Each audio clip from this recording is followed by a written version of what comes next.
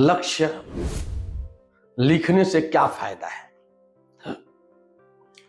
बेहतर होगा कि लिख डालो अपने जीवन का संविधान, संकल्प सहित पालन करना, अवशेष रहे या जाए प्राण। आपने सुना है लिखित। सपोज करिए कि आपको कोई जमीन देता है, जमीन, और कहता है रख लो, मैंने दिया।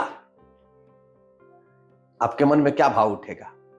भाई जब दे ही रहे हो तो लिखित दो।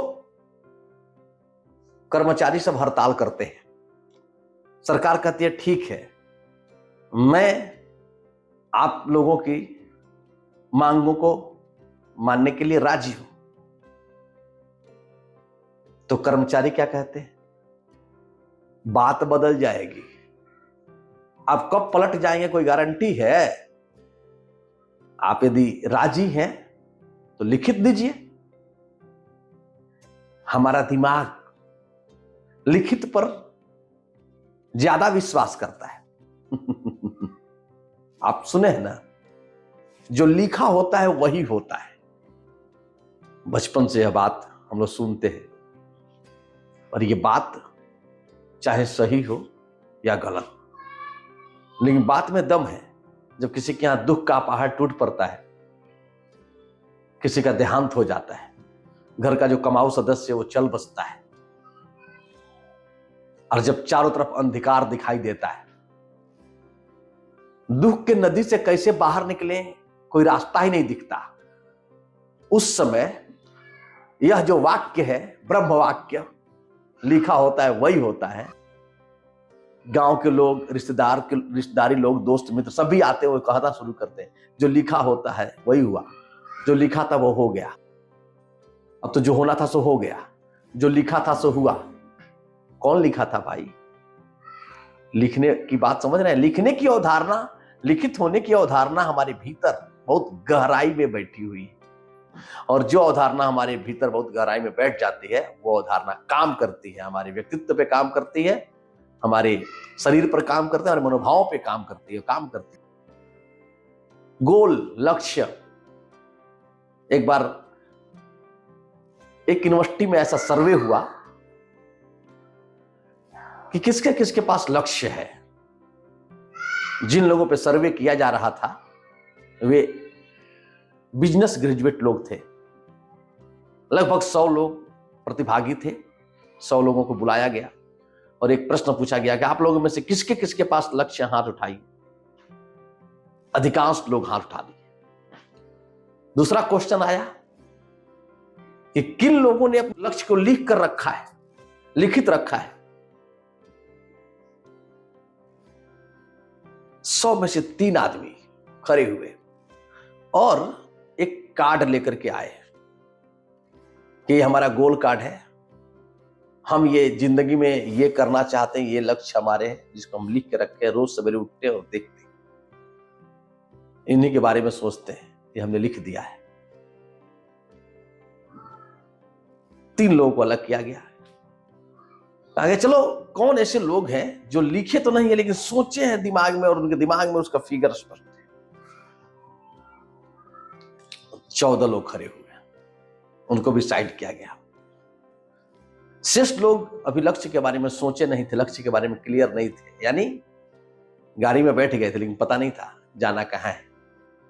और सोचे कि जहां पे फायदा दिखेगा, जहां मौका मिलेगा वहीं चौका मारेंगे, जहां फायदा दिखेगा वहीं उतर जाएंगे। ठीक 10 साल बाद इन्हीं लोगों पर सर्वे किया गया और जानने का प्रयास किया गया कि कौन क्या कर रहा है। रिजल्ट पता है क्या आया? रिजल्ट आया कि जिन लोगों के पास लिखित लक्ष्य थे, गोल कार्ड था, वे लोग